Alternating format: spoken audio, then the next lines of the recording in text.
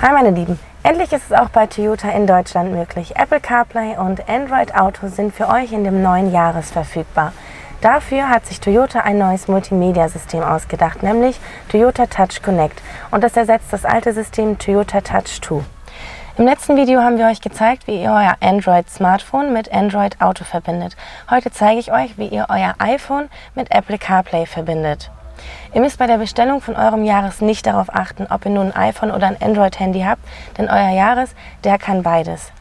Ab sofort könnt ihr bei der Bestellung von eurem neuen Jahres in der Year 20 und auch in der GR Sport Edition frei wählen, welches der beiden Multimedia-Systeme ihr denn in eurem Fahrzeug wünscht.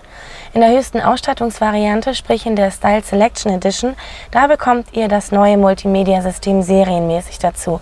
Das heißt, ihr fahrt dann mit Toyota Touch Connect und habt kein eigenes Navigationssystem mehr von Toyota, könnt also nur noch die Navigationsdienste von eurem Smartphone benutzen. Genug von den harten Fakten, ich zeige euch jetzt mal, wie ihr euer iPhone mit Apple CarPlay zusammen mit dem Toyota Touch Connect verbindet. Dafür einfach den USB-Stecker im Jahres einstecken, bei uns im iPhone auch. Schon werden wir gefragt, möchten Sie Apple CarPlay auf diesem Gerät starten? Yes, das wollen wir. Und schon haben wir unseren Homebildschirm direkt bei uns im Jahres. Auch hier haben wir wieder verschiedene Untermenüs. Fangen wir mal hier oben links an. Da wird uns zum Beispiel Spotify vorgeschlagen. Das benutze ich aber leider nicht. Ich benutze nämlich iMusic. Auch das kann ich natürlich direkt aufrufen. Wir haben Karten für die Navigation. Solltet ihr jetzt andere Navigations-Apps benutzen, würdet ihr die hier auch noch zur Auswahl haben. Nachrichten, um Nachrichten zu schreiben. Podcast könnt ihr hören, Hörbücher hören. Wie gesagt, Spotify und auch WhatsApp öffnen. Wer mehr Apps hat, der hat mehr Apps. Ich brauche nicht so viele, mir reichen die. Hier haben wir nochmal einen Schnellzugriff auf die wichtigsten Sachen, Musik, Nachrichten und die Karten, und sehen auch, ob wir mit dem WLAN verbunden sind oder aber auch nicht. Ebenso sehen wir, was für eine Netzqualität wir zurzeit haben. Gehen wir nochmal eben auf die einzelnen Apps ein. Telefon zum Beispiel. Wen möchtest du anrufen? Siri fragt uns direkt, damit wir halt während der Fahrt nicht da drin rumklicken müssen, können das also ganz einfach per Sprachkommando machen. Oder aber gehen in die Anrufliste, wählen unsere Kontakte aus, einen Ziffernblock für neue Nummern und können sogar jetzt während der Fahrt unsere Voicemail abhören. Hallo, hier ist Ihre Mobilbox. So, schauen wir uns mal die Karten-App an. Genau wie auch auf dem iPhone dargestellt. Ihr könnt hier aber nochmal zwischen 3 und 2D wechseln. Ganz cool gemacht.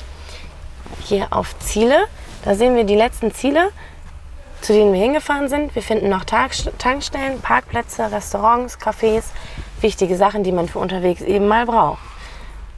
Ran- und zurückzoomen geht natürlich auch. Und zurück kommt ihr wie mit dem iPhone über euren Home-Button.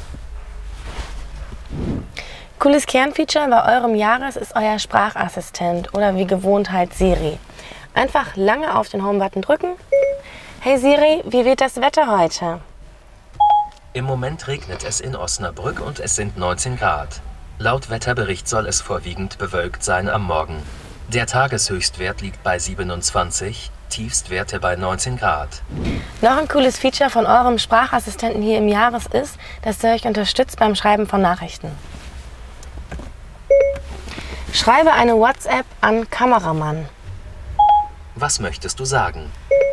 Es regnet. Lass uns nicht mit dem Fahrrad, sondern mit dem Jahres fahren. Deine WhatsApp-Nachricht an Lukas Hülsmann sagt, es regnet, lass uns nicht mit dem Fahrrad, sondern mit dem Jahres fahren. Bereit zum Senden? Ja, senden. Okay, sie wurde gesendet. Zu guter Letzt zeige ich euch noch, wie ihr Apple CarPlay wieder beendet und auf den Startbildschirm von euren Jahres kommt. Einmal hier oben auf den Knopf mit der Home-Taste drücken und schon seid ihr wieder an dem Bildschirm von eurem Jahres. Jetzt wieder zu Apple CarPlay, hier rechts auswählen und schon seid ihr wieder auf dem iPhone. Das war unser Apple CarPlay Video zu dem neuen System Toyota Touch Connect. Habt ihr noch Fragen? Schreibt die einfach in die Kommentare. Lasst uns den Daumen da, abonniert unseren Kanal und dann sehen wir uns beim nächsten Mal.